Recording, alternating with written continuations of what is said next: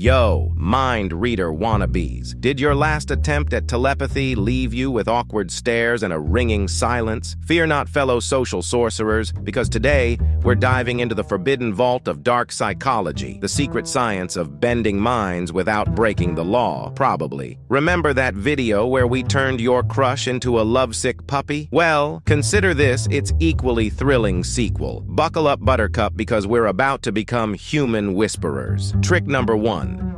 The conversation shift. When you want someone to stop talking, here's a sly move. Accidentally drop something, like a pen, and bend to pick it up. While you're down there, ask a different question that changes the topic. This way, you can smoothly steer the conversation in another direction. For instance, if your colleague you won't stop yapping about their weekend, drop that pen and ask, "Oops, by the way, what happened with your presentation yesterday?" This redirects the chat without being abrupt. Just remember, practice makes perfect, unless you're dropping Mont Blancs, or you can also through planes, but make sure to stick to paper planes, not the real ones. I think the only thing darker than these psychology tricks is my sense of humor. Trick number 2, the power of gratitude. Ever had someone apologize to you and you wanted to make sure they don't repeat their blunder? This tactic can work wonders in such situations. For instance, imagine a colleague spilling coffee on your favorite dress and muttering, "Sorry."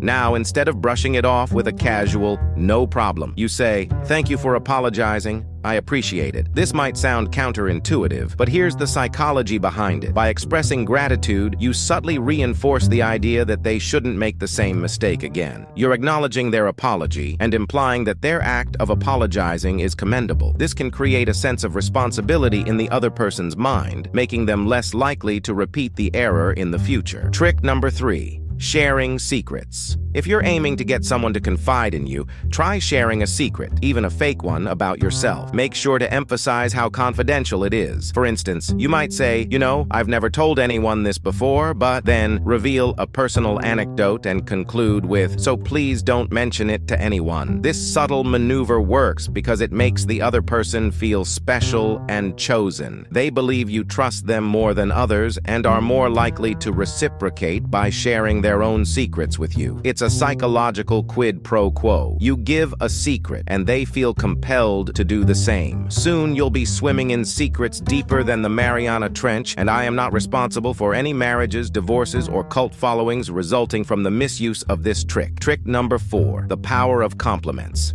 If you want people to trust you, give them compliments. Say nice things about them often. Tell them their hair smells like rainbows, or their laugh could cure world hunger. This makes them lower their guard and see you as someone important. It's like opening a door to their trust. Remember, it's all about being subtle and not overdoing it. Too many compliments can seem fake, so sprinkle them in like confetti on a special occasion. Trick number 5, dark psychology and crafty questions. When you want information but don't want to raise suspicion, employ the art of crafty questioning. Slip in a question with incorrect details like, "I heard your brother is a heart surgeon, is that correct?" This method is like a subtle detective's approach to gathering information. Here's why it works. When you present inaccurate information, it piques curiosity and compels people to correct you. This taps into their desire to clarify facts and set the record straight. If you were to directly ask, "What does your brother do?" it might raise suspicion. However, by weaving your query into a conversation, it seems casual and avoids arousing any defensive responses. This dark psychology trick allows you to obtain the information you seek without arousing suspicion.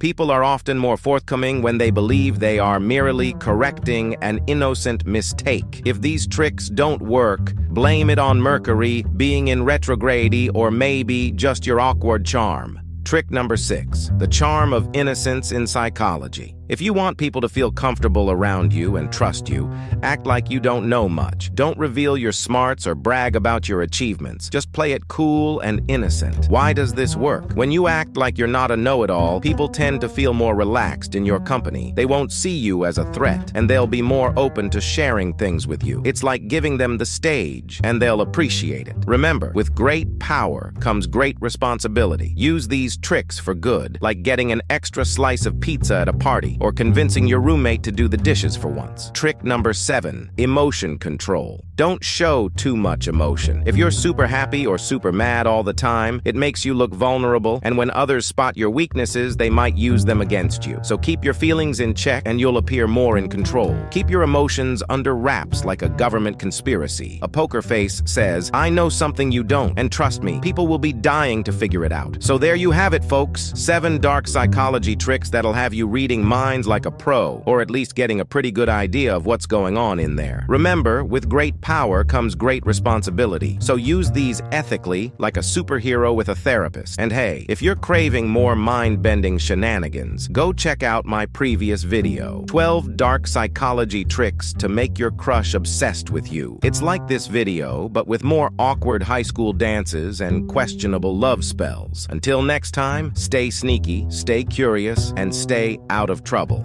Probably.